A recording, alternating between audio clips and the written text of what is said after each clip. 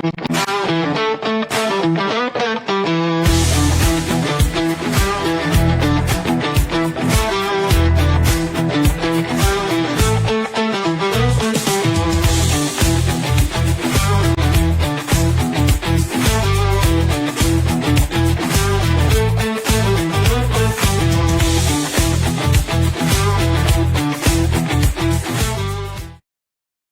tal? ¿Cómo están? Muy buenas noches. Bienvenidos a nuestro Fuera de Agenda, nuestra última semana de emisión. Como hemos comenzado a contarle la semana anterior, estaremos lo que resta de esta emisión y lo que resta de la semana. Y ya el próximo lunes estaremos emprendiendo un nuevo proyecto periodístico. Queremos estar contando algo más, pero dejaremos nuestro Fuera de Agenda aquí por Ver TV, aunque seguiremos en multimedios, justamente porque se produce esto en un nuevo espacio, ¿no?, que se abre, o que ya está abierto, de hecho, porque hay ya programas en el aire, en fin. Pero esto ya le vamos a ir contando en la medida en que avance esta nuestra última semana de emisión. Hoy, como siempre, le contamos qué datos del tiempo tenemos, afortunadamente ya actualizados y correspondientes a la hora 20. Tenemos 17 grados de temperatura, es una tarde muy linda, por cierto, después del terrible viento, después de la lluvia y el terrible viento del sábado, que trajo no pocas complicaciones en muchas partes, y Venado Tuerto no fue la excepción. Lo cierto es que ayer, domingo, y hoy han sido días realmente para disfrutar, ¿no? Una humedad del 73% ahora, una presión del 1003.7 expresada en hectopascales y viento del este a 4 kilómetros. La noche con cielo mayormente nublado, ya instalándose entre nosotros, seguirá con esas condiciones durante lo que resta de este lunes. Y a partir de allí comienza el pronóstico extendido del Servicio Meteorológico Nacional, que ya les contamos. Mañana martes vamos a tener un día bastante parecido al de hoy, aunque con un poco menos de temperatura máxima. El cielo estará parcialmente nublado durante todo el día, vamos a tener 10 grados de mínima en las primeras horas del día, por supuesto, y la máxima llegará a 21 grados. El miércoles, más o menos lo mismo que hoy, porque aumenta un poco la temperatura máxima, el cielo sigue estando parcialmente nublado, la mínima de 10, la máxima de 24, esto será el miércoles. El jueves, ya inaugurando octubre, nos encontramos con una mínima de 10, una máxima de 25 grados con cielo algo nublado. El viernes 11 y 27 son, junto con el sábado, las jornadas de este pronóstico extendido con mayor temperatura máxima, que comienza el viernes con 11 grados de mínima, pero una máxima de 27, un día ya decididamente más que primaveral. El sábado, el fin de semana, vamos a tener una máxima de 27 otra vez, una mínima de 14, pero durante la tarde-noche se anticipan tormentas aisladas. Esto es el sábado, tormentas aisladas. El domingo esa condición, la condición de precipitaciones, cesa y tenemos cielo mayormente nublado con una mínima de 11 y una máxima de 25 grados. O sea que entre el sábado y el domingo hay un leve descenso de la temperatura, tanto mínima como máxima. La única novedad, digamos así, más allá del ascenso lógico de la temperatura teniendo en cuenta la primavera, es el sábado por la noche, en donde se producirían precipitaciones, tormentas aisladas, dice el pronóstico, pero todavía falta mucho para eso. Veremos si se modifica en las próximas jornadas. Por supuesto, hay mucha información relacionada con temas políticos, económicos, y una situación que hacía mucho que no veíamos, pero que se produjo en una localidad de la provincia, muy importante localidad de la provincia de Buenos Aires, que es 9 de julio. Van a ver ustedes, en primer lugar, algunas de las imágenes de la toma del municipio, nada más y nada menos, por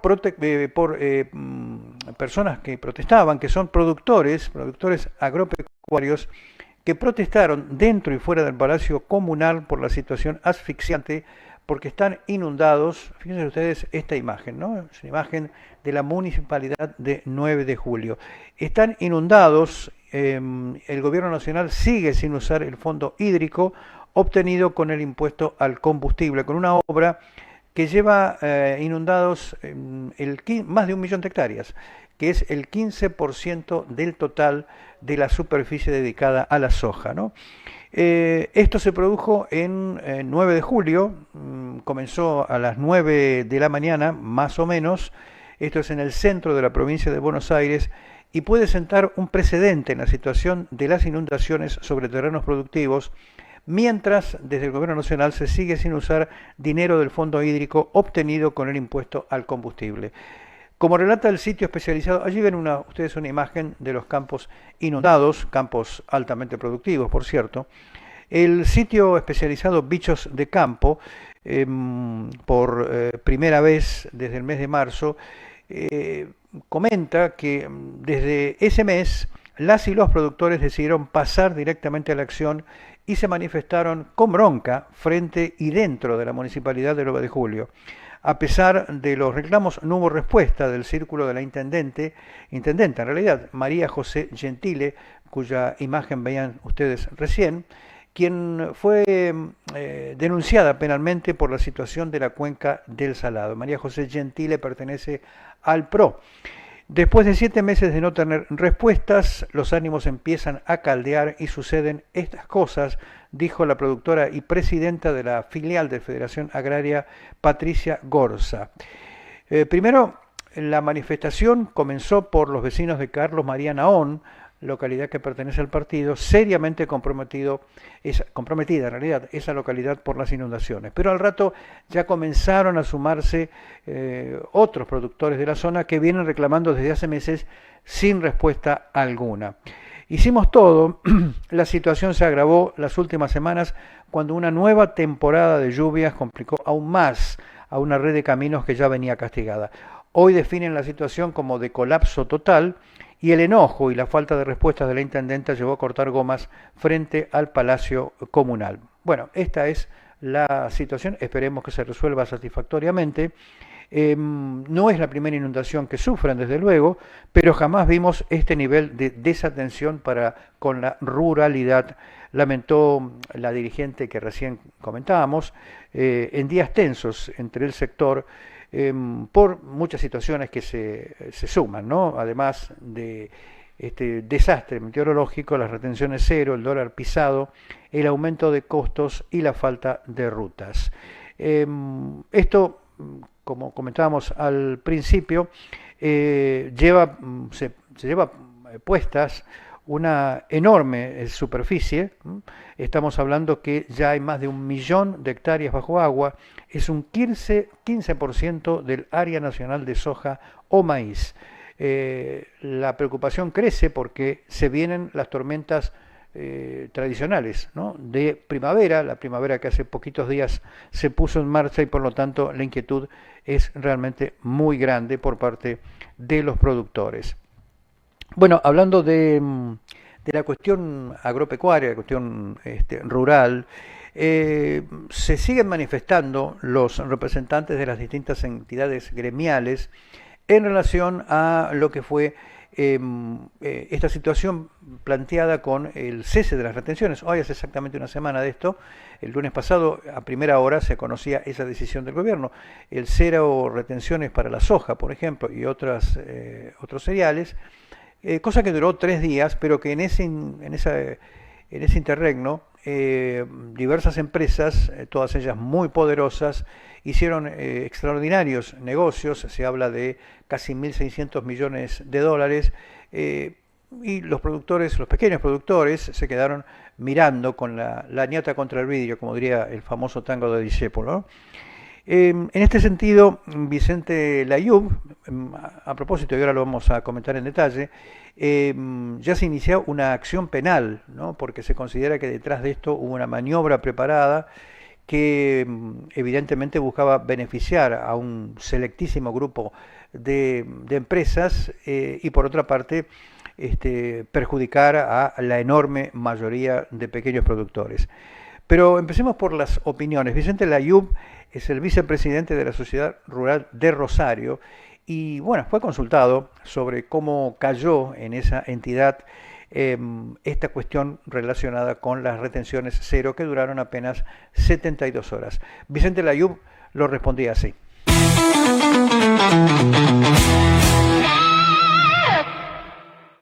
Bueno, hoy el campo tiene un sabor, digamos, en términos generales, agridulce, ¿no es cierto? Por un lado, lo dulce sería el sentido que, bueno, tenemos una primavera realmente muy, muy buena. Los cultivos de invierno se están desarrollando muy bien, llámese el trigo, los cultivos invernales en general, hay pasto y demás.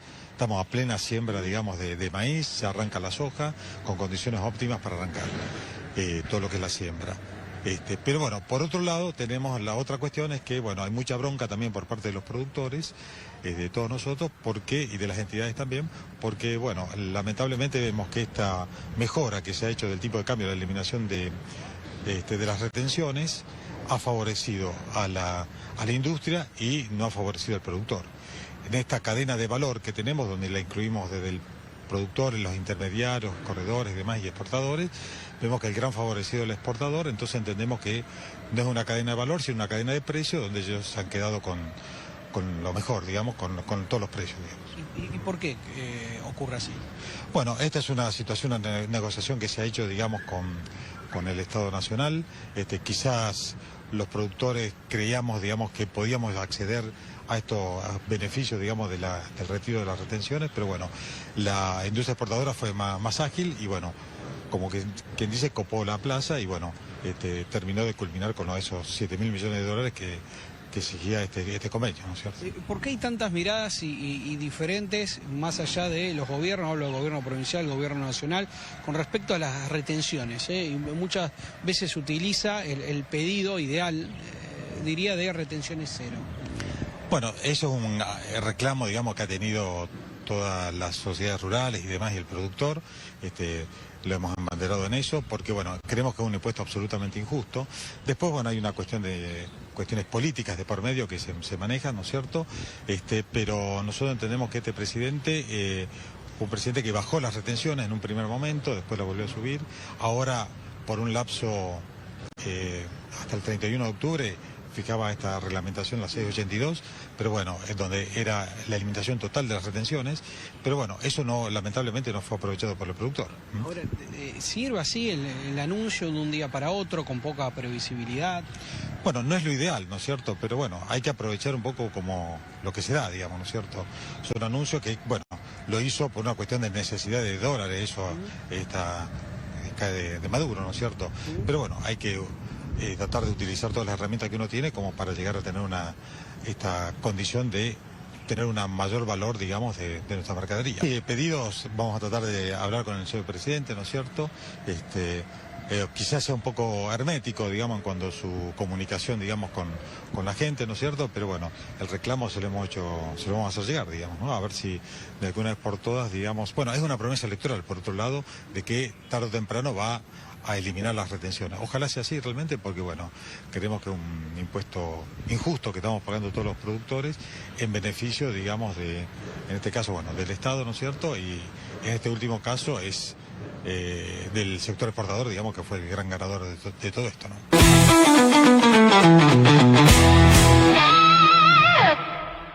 La situación evidentemente trajo bronca, trajo decepción por parte de muchos productores, como recién lo escuchábamos al vicepresidente de la Sociedad Rural de Rosario, Vicente Layub, pero claro, ha tenido otra derivación porque se denunció penalmente al ministro de Economía y al presidente de la Nación por las retenciones que beneficiaron a los grandes agroexportadores.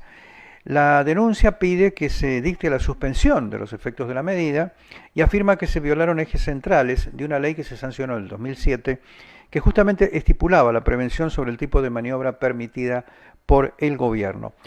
La denuncia es encabezada por el economista y candidato a diputado nacional Claudio Lozano, quien encabezó esta medida contra el presidente Milei, el jefe de gabinete Guillermo Francos y el ministro de Economía. El texto de la demanda afirma o mejor dicho, está encuadrado por el título de defraudación multimillonaria por un decreto que fijó retenciones cero a exportaciones agropecuarias que aprovecharon un grupo de empresas. El escrito sostiene que hubo una operación materialmente incompatible con un proceso normal de compra de granos y pide dar marcha atrás con la medida. Parece difícil que se logre tal cosa, pero se han presentado judicialmente y en este caso la resolución a esto por sí o por no la tiene la justicia. Lozano estuvo junto a los candidatos a legisladores Jonathan Valdivieso y María Eva Kusovitis, que presentaron una denuncia formal ante la justicia federal contra los más altos funcionarios del Poder Ejecutivo y un conjunto de importantes empresas agroexportadoras.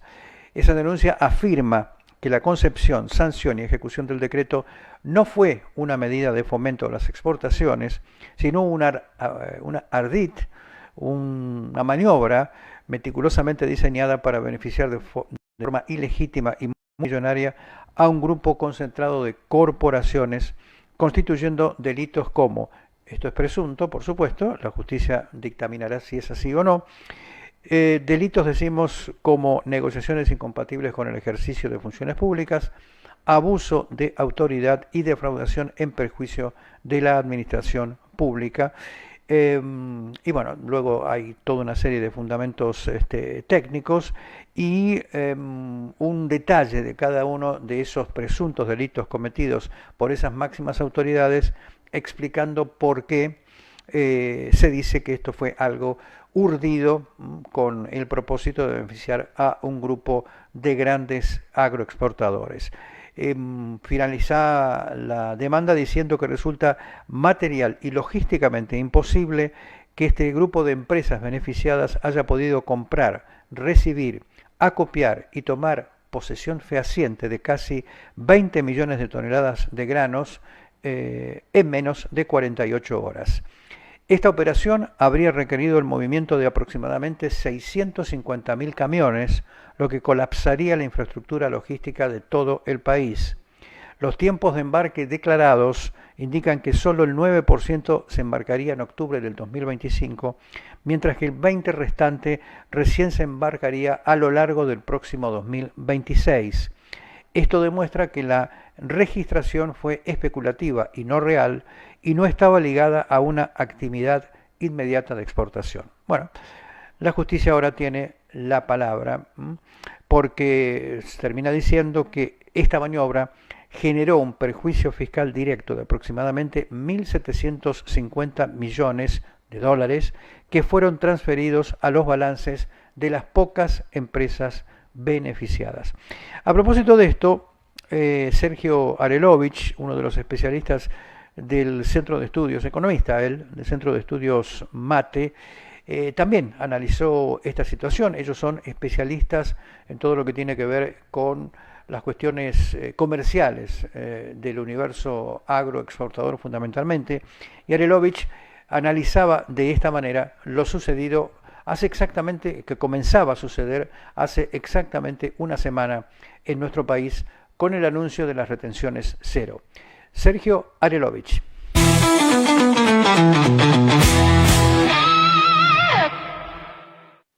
Una sugerencia es mirar no solamente este momento, sino mirar lo que pasó durante el año 2025, desde el 1 de enero, porque hubo otras dos rebajas. Esta es mucho más importante desde el punto de vista de su magnitud y alcance. Lo claro que en esta última, que se ha agregado una suma importante, tiene como primer impacto, y me parece que es lo que hay que señalar con mayúsculas, tiene como primer impacto una reducción brutal de la recaudación del Estado Nacional. Por lo tanto, aquella afirmación de Milei cuando subió al gobierno, que dijo que no hay plata, plata hay. En todo caso, plata hay para algunas cosas y para otras no. ¿Por qué? Bueno, porque nosotros hemos recorrido durante todo el 2025 el impacto de las reducciones que hubo de derechos de exportación, y en este caso con una alícuota igual a cero, y nos da algo más de 3.000 millones de dólares. El Estado Nacional ha dejado de percibir por este concepto, si querés traducirlo a pesos, más de 4 billones de pesos. En segundo lugar, en todo caso, esto tiene un impacto en materia de distribución, es decir, quién se benefició y quién la vio pasar. tal como vos decías, hay una desazón por parte de los productores agropecuarios, sobre todo porque en esta última instancia, quien se quedó fundamentalmente con el beneficio de la reducción a cero de las alícuotas fue un puñado muy chico de empresas, todas agroexportadoras, fundamentalmente de capital extranjero, con lo cual esto no va a tener ningún tipo de retorno, y no solamente eso, sino que va a tener un conjunto de efectos para el conjunto de actores que pretenden ser partícipes del beneficio de la reducción. Me estoy refiriendo fundamentalmente a los productores. ¿Por qué? Bueno, porque hay que ver cómo son los permisos de embarque, o en todo caso, qué es lo que dicen las declaraciones juradas de venta al exterior de aquí en adelante respecto de la soja. No solamente de las hojas, pero fundamentalmente de las hojas, que explica más del 80% de toda esta partida, desde aquí hasta finales del 2026. ¿Y qué tenemos allí? Bueno, que estas declaraciones juradas dicen que en el mes de octubre van a exportarse 9% de todo lo declarado en estas declaraciones, un 20% en noviembre, un 50% de diciembre, y todo el resto a lo largo del año 2026. Quiere decir que este conjunto de empresas muy reducida tuvo un beneficio. Este beneficio no implica una exportación inmediata, sino que implica una promesa de exportación que va a ocurrir, al menos con esta traza temporal que yo planteaba hace un rato, pero el beneficio de entrada implica una generación de ganancias muy fuerte, que además ya tiene como una especie de preanuncio de cuál sería el destino en función del análisis que nosotros hicimos de los balances de este grupo de empresas, y reitero, fundamentalmente las extranjeras. Es legal, en mi opinión no es pertinente en función de que permite este tipo de maniobras, pero bueno, es lo que hay. Por eso estas declaraciones incluso dejan al descubierto de cómo será la tenencia de granos para facilitar las exportaciones prometidas, y es claro que en la mayoría de estas exportaciones esos granos no están. No solo las exportaciones están prometidas, sino que los granos, para poder ser exportados bajo la forma de granos o bajo la forma de algún tipo de subproducto, no están a mano y van a ser comprados.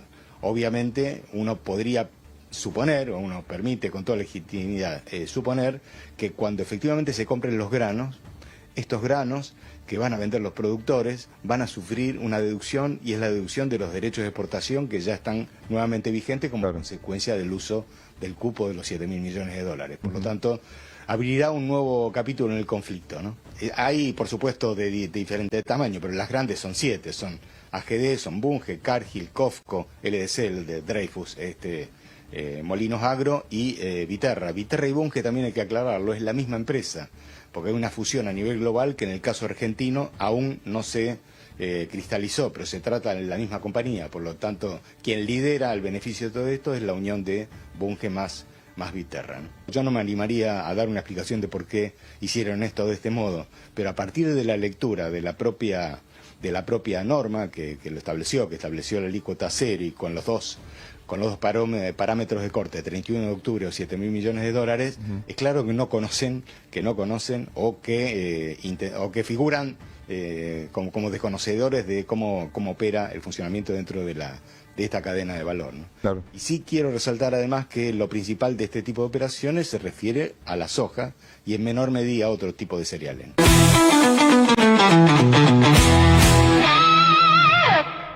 Vamos a ir a la pausa, llegamos a la finalización de nuestra primera parte en Fuera de Agenda. Vamos a la pausa, luego de ella volvemos con más información.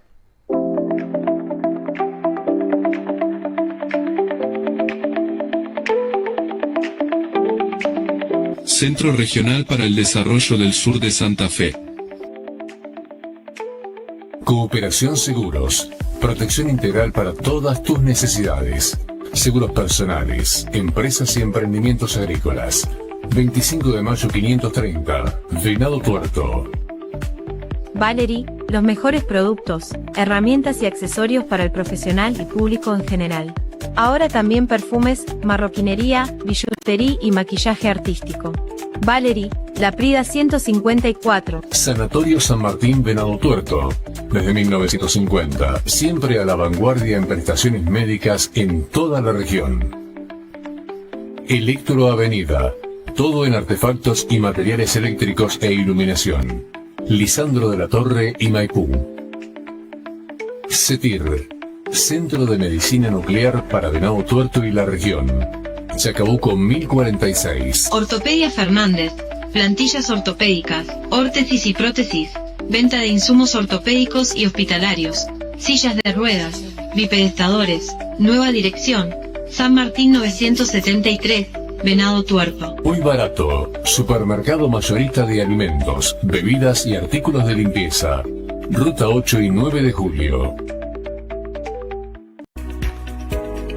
Enseñanza basada en proyectos. Aprendizajes activos y colaborativos. Investigación permanente. Experiencias reales. Tecnologías al servicio de la educación. Universidad del Gran Rosario. HF Center. Líderes en medicina revitalizante y antienvejecimiento. Director, Dr. Hugo Francetti. Balanzas Hook, la última tecnología en herramientas y equipos para el desarrollo agroindustrial.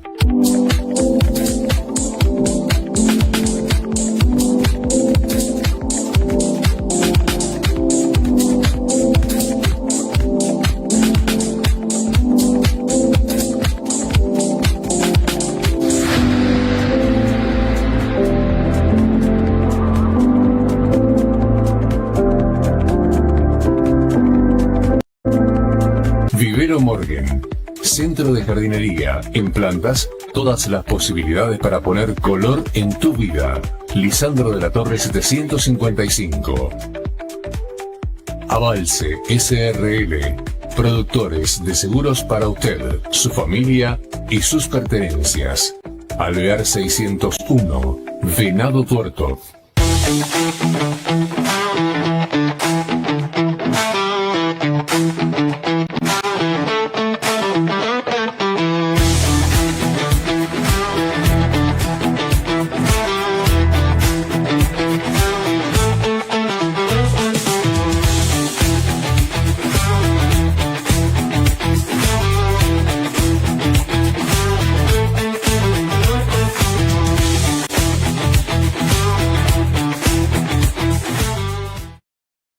Y ya en nuestra segunda parte les contamos que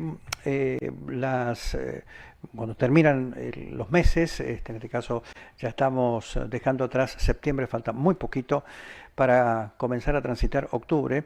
Lo cierto es que se realizan estudios, se realizan encuestas para saber qué ha venido pasando con distintas actividades, no solamente con la inflación, sino y fundamentalmente con la evolución de la actividad económica en distintos rubros, ¿no? Hace poquito se conoció el informe del INDEC, que es el Instituto Nacional de Estadística y Censos, o sea, los números oficiales que presenta el gobierno nacional. Informó el INDEC que la actividad económica en Argentina registró una caída del 0,1% durante el mes de julio, es el último dato que tenemos. Esto refleja un freno en el crecimiento y por supuesto el renovado desafío para diferentes sectores productivos en lo que hace a cómo enfrentar situaciones en reducción de demanda y productos importados que están llegando sin ningún tipo de límite y que son hoy los dos principales elementos con los que tienen que lidiar los sectores productivos argentinos. Por otra parte, Pablo González, es un analista de temas económicos, también habló sobre la segunda parte, el segundo capítulo de la visita de la semana pasada del presidente argentino a los Estados Unidos, donde tuvo un encuentro en condiciones muy particulares con el presidente estadounidense, Donald Trump, y luego estuvo reunido con la titular del Fondo Monetario Internacional, la directora del Fondo Monetario Internacional, en donde esta funcionaria de este organismo financiero realizó también enfáticas adhesiones, incluso con referencias electorales, ¿no?, del próximo 26 de octubre, a la figura del presidente argentino y a su postulado político económico. Pablo González examina todo este cuadro de situación y bueno, por supuesto da su conclusión, nos plantea sus conclusiones al respecto, teniendo en cuenta que se recibió un espaldarazo muy fuerte, indudablemente, por parte del gobierno de los Estados Unidos, no dinero, pero sí un espaldarazo político. Y sin embargo, por ejemplo, en la jornada de hoy, otra vez comienza a notarse un ascenso del dólar y un descenso en la cotización de los bonos argentinos en el mundo. Pero vayamos al análisis de Pablo González.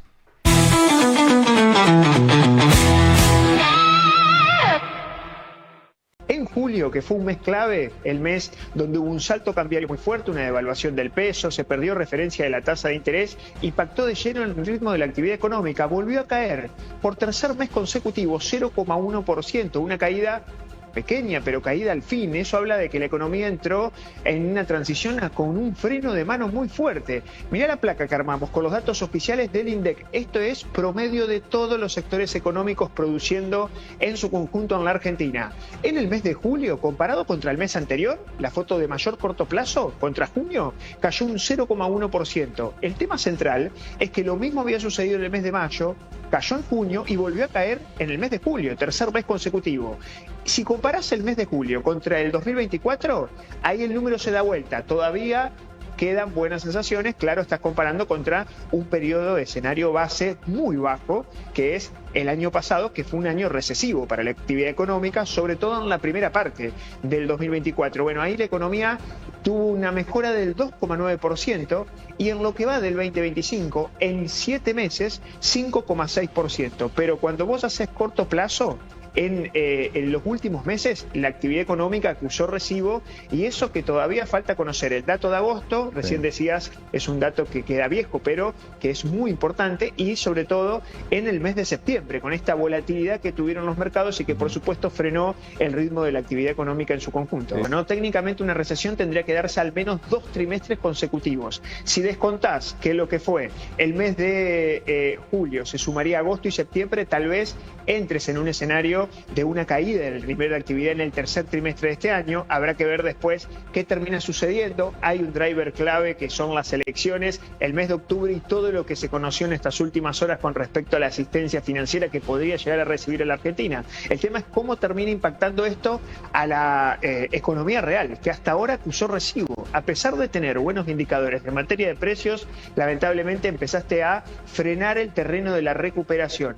Obviamente la perspectiva está puesta para que haya, al menos de acá hasta fin de año, un nivel de tensión muy marcada, y sobre todo con algunos sectores que empezaron tal vez a perder la buena sensación que tenían en los primeros meses de este año. Si vos mirás los 7 meses que ya se conocieron con datos oficiales, en 4 caíste, con lo cual vos tenés ahí prácticamente la gran mayoría de los meses con caídas, un mes contra otro, 3 acumuladas en la primera parte. Solamente en los meses de febrero y en el mes de abril tuviste una recuperación. El resto de los meses con caídas, con lo cual el panorama no es muy positivo, al menos en la actualidad. Va a tener que ver qué va a pasar a partir de ahora, si hay un cambio en ese nivel de expectativas, pero sí, muchos sectores acusan recibo y ya prevén, al menos en los meses que queda para cerrar este 2025, que no tenga un rebote mucho más fuerte o más marcado. El tema es que cuando estadísticamente comparás contra un mal año como fue el 2024, que ya venía por supuesto con un arrastre estadístico muy bajo como el 2023 y el 2022 propiamente dicho, bueno, obviamente tal vez este año, por eso ahí ves cuando repasábamos recién los números, seguramente cierre con un crecimiento del ritmo de la actividad económica, pero es más asociado a una recuperación o dejar de caer que a otra cosa. Más allá de la reunión bilateral entre la Argentina y el Fondo, que Argentina ya recibió esa especie de rueda de auxilio en el mes de abril, de casi 20.000 millones de dólares, con lo cual ya llegaron 14.000. Eso es nueva deuda. Ahora, lo que se conoció el día de hoy son algunos detalles de la asistencia que hará el Tesoro de Estados Unidos a la Argentina, un paquete de medidas que, como dijimos, tal vez había 2 versiones. Una iba a ser un nuevo endeudamiento y la otra era una línea directa de asistencia de monedas a través del swap. Este va a ser el carril que se va a trasladar esta asistencia que va a ser el Tesoro. Son dólares de hasta 20.000 millones de dólares, una cifra muy importante de magnitudes. Sí, ahí se debate técnicamente, no sería nueva deuda, pero ojo con esta situación porque no es necesario que pase por el Congreso. Es una especie de seguro de liquidez. es un nivel de asistencia, lo firma el Banco Central de la República Argentina y el Banco Central de Estados Unidos. En ese caso es la Reserva Federal la que va a firmar. Es una especie de seguro contra contingencias para que en cualquier momento la Argentina pueda hacerse de liquidez rápidamente. Estamos hablando de que la Reserva Federal, en términos coloquiales, tiene la maquinita de hacer dólares en el mundo. Así que es un apoyo muy fuerte, 20.000 millones de dólares que podrían contemplar la posibilidad de que se cuenten dentro de las reservas. Obviamente acá hay un dato clave, no es necesario el visto bueno del Congreso de la Nación, es de banco a banco, no es una posición de deuda. Ahora, si Argentina, seguramente lo que no se conoce ahora cuáles van a ser las condiciones que pone el Tesoro de Estados Unidos para tratar de dar este tipo de contingencia y este tipo de ayuda. Argentina ya tiene activado un swap con China, nada más ni nada menos, ¿no? En esta guerra geopolítica que hay entre China y Estados Unidos, y la Argentina que ha quedado tironeada en el medio. Habrá que ver después qué pasa desde el punto de vista político.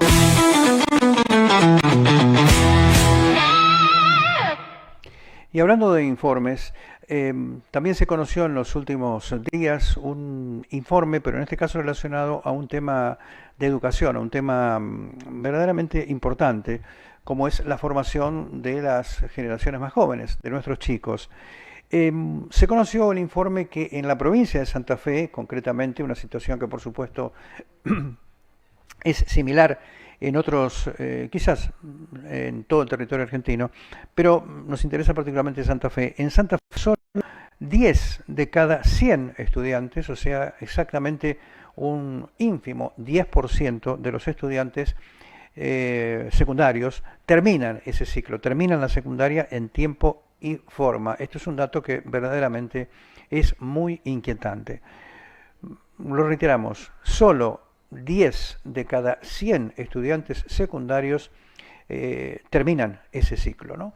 Y por supuesto sabemos que esto los inhibe mucho para la continuidad de lo que puede ser una opción laboral o de cualquier otro tipo. Esto fue un dato aportado por especialistas aquí en la provincia de Santa Fe.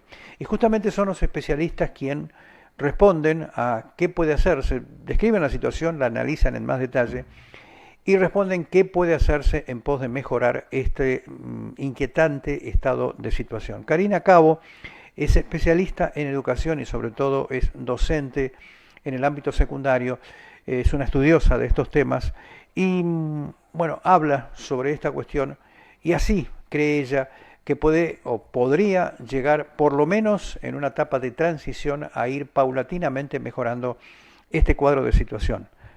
Karina Cabo, especialista en educación.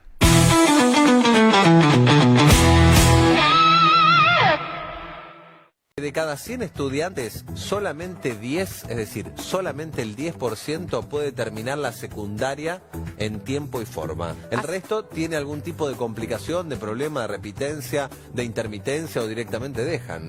Exactamente, es un informe nacional y esto hay que mencionarlo porque la cifra cada vez y año tras año es más alarmante. Llama la atención y viene empeorando porque hace 4 años, por ejemplo, 16 chicos se recibían y esto fue cada año peor. Entonces creo que es una alarma, una llamada de atención que ya hace tiempo que lo venimos viendo y creo que es la hora de no solo hacer un cambio pedagógico, sino un cambio realmente estructural en el sistema educativo, especialmente en la escuela secundaria, donde los chicos quizás podemos pensar otro tipo de cursados. ¿Por qué no cursados cuatrimestrales?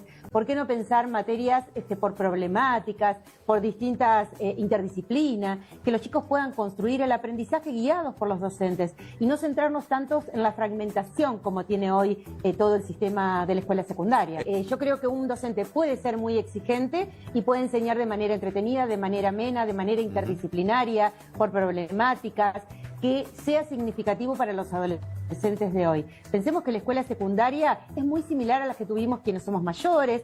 Primero, cambiar, por eso la metodología, las estrategias docentes en el aula, que quizás puedan estar atravesadas por la tecnología a veces, no siempre, y a su vez, por el otro lado, también cambiar la estructura, porque seguimos con materias fragmentadas, una materia detrás de la otra, donde no hay relación muchas veces, o al menos los chicos no pueden hacer la relación.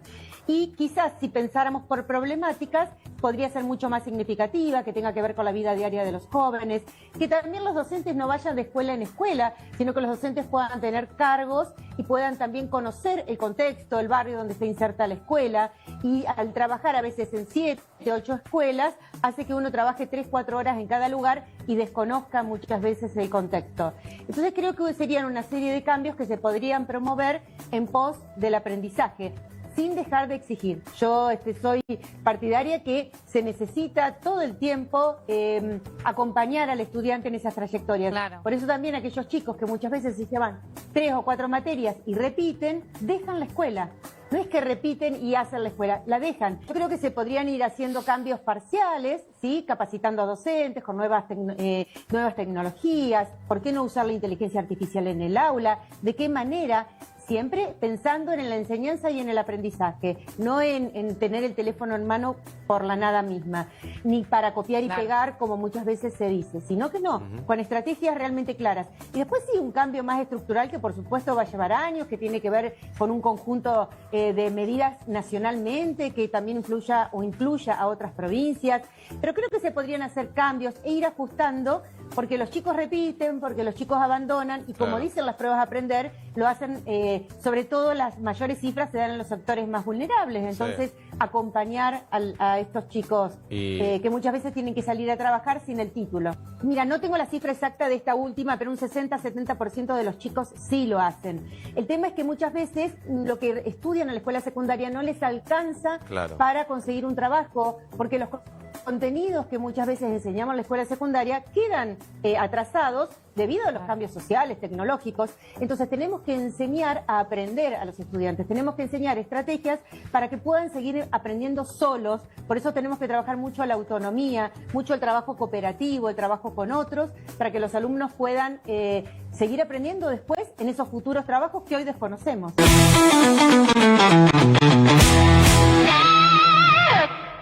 Y por supuesto, el tema que ha conmocionado al país es el crimen, el triple femicidio ocurrido sobre perpetrado contra 3 jóvenes en una situación que ha sido amplísimamente difundida por los medios nacionales y que mezcla varios aspectos y que tiene como denominador común, por supuesto, al narcotráfico, ¿no? Es decir, a la irrupción cada vez más fuerte, más importante, de mayor magnitud de las redes de narcotraficantes en la República Argentina. En esta ocasión, y relacionados con este triple femicidio, una red de origen peruano, por lo menos eso es lo que parece.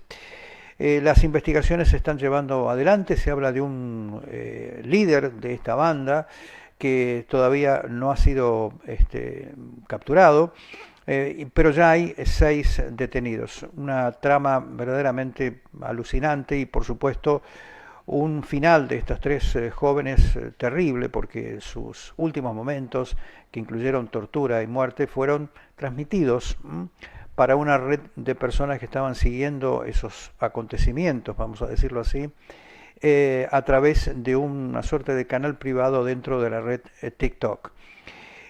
Uno de los hombres que más sabe de este tema y que viene advirtiendo desde hace muchos años sobre esta cuestión y sobre la creciente llegada del ámbito del universo de narcotráfico a nuestro país y sus implicancias y sus consecuencias, es Carlos del Frade, un periodista que ha escrito muchos libros sobre esta cuestión y que en su último posteo se refirió específicamente a este tema, y así lo hacía el diputado y periodista Carlos del Frade.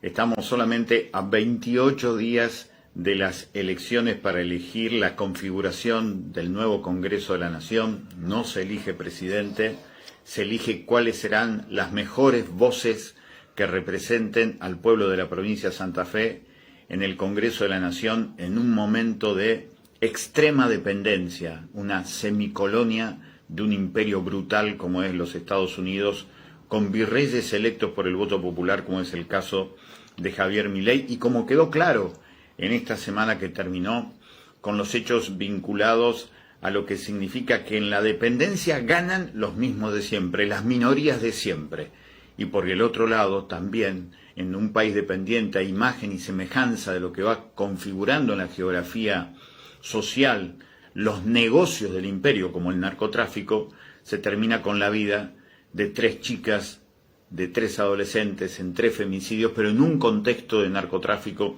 aquello que empezó originalmente como lo presentamos el libro el día viernes de esta semana allí en el Mercado del Patio en Rosario. Dicho sea de paso, muchas gracias a toda la gente que fue en un momento realmente hermoso. El tomo 10 de Geografía Narco fue muy pero muy lindo, y como dijimos allí, repetimos, 24 de abril de 1978, el primer cargamento de 200 kilos de cocaína que llega por un acuerdo de la dictadura de Videla en la Argentina y la dictadura de Banzer en Bolivia, y desde entonces hasta aquí tenemos una geografía narco en toda la Argentina. En esa geografía narco los territorios no solamente son las calles de los barrios, sino también los cuerpos de las chicas y de los chicos que terminan siendo explotados. En estas 2 grandes potales, cómo se profundiza la dependencia y cómo en la dependencia ganan las exportadoras, que en realidad son las que terminan siendo las grandes exportadoras de narcotráfico en la Argentina y en el mundo. Del otro lado, como siempre, está el drama de lo que significa que la Argentina alguna vez fue el lugar en donde los únicos privilegiados eran las pibas, eran los pibes, y ahora son claramente los primeros perjudicados. En estos apuntes que queríamos compartir con ustedes, es muy fuerte darnos cuenta que la Argentina dejó de ser un país independiente, que tenemos bandera, cantamos el himno, tenemos fechas patrias, pero nada nos pertenece. Por sobre todas las cosas no nos pertenece la riqueza que produce nuestro pueblo. Hoy el diario La Nación titulaba en tapa: Estados Unidos reclama consenso político y dejar el swap, es decir, el crédito que le dio China a cambio de ayuda. Es decir, Estados Unidos impone condiciones. Tras el anuncio, los equipos técnicos del Tesoro norteamericano y de Economía empezaron a pulir los términos del paquete. Vamos a entregar toda la Argentina. Niegan planteos sobre temas estratégicos, lo que dicen del gobierno. Sin embargo, lo que hay que tener en cuenta es lo que ya la Argentina está comprometida a pagar en concepto de deuda eterna, de deuda externa que se hace deuda eterna. Según una consultora que se llama 1816, hermoso nombre, la vieja y supuesta independencia de la Argentina, esta consultora dice que los vencimientos en dólares del Tesoro y del Banco Central hasta el año 2027 ascienden nada menos que a 34.200 millones de dólares. Eso es lo que hay que pagar de acá hasta el 2027 con la deuda que ya tenemos, mejor dicho, que ya contrajo el gobierno, que ya contrajeron los otros gobiernos y que terminamos teniendo todos los integrantes del pueblo argentino. Los próximos 2 años son los más pesados. 12.800 millones de dólares hay que pagar el año que viene, en el 2026. 2.800 millones de dólares hay que pagar en el 2026 y 19.000 millones de dólares en el año 2027. Es realmente fenomenal la dependencia. Ahora, ahí en el medio del saqueo que sufrimos todos los que integramos el pueblo argentino, hay ganadores. Y en esta jugada de abrir la idea de retenciones cero por solamente 72 horas, los ganadores son los mismos de siempre. 7.053 millones de dólares se liquidaron por retenciones. El que más ganó fue Cargill, que exportó por 1.340 millones y embolsó 320 millones de dólares. Es decir, ganó la principal empresa, que es la norteamericana, Cargill. Después empezó Dreyfus con 1.077 millones de dólares, Aceitera General Dehesa con más de 886 millones, Bunge, Cofco, Molinos Agro, Viterra y otras empresas más vinculadas a las que están acá en el río Paraná, porque el río Paraná tampoco es de nosotros, sino que está a mando del Comando Sur del Ejército Norteamericano, una de las tantas traiciones de Alberto Fernández. Por eso es imprescindible que para vivir diferente hay que votar diferente, y además hay que ir en contra de sectores oscuros dentro de los movimientos populares que terminan siempre transando. Por eso, para poner en el Congreso de la Nación voces distintos, hay que ir por afuera de esos grandes sectores, porque lo que estamos eligiendo, insisto, son las mejores voces que representen al pueblo argentino y sus intereses, al pueblo de la provincia de Santa Fe y sus intereses el 26 de octubre.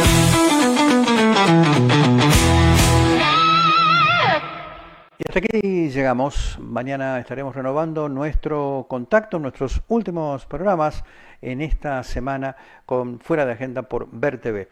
No se vayan, ya llega Emanuel Fuertes con noticias en HD, edición central. Como siempre, muchas gracias por habernos acompañado. Hasta mañana, si Dios quiere. Una producción de Multimedio GS.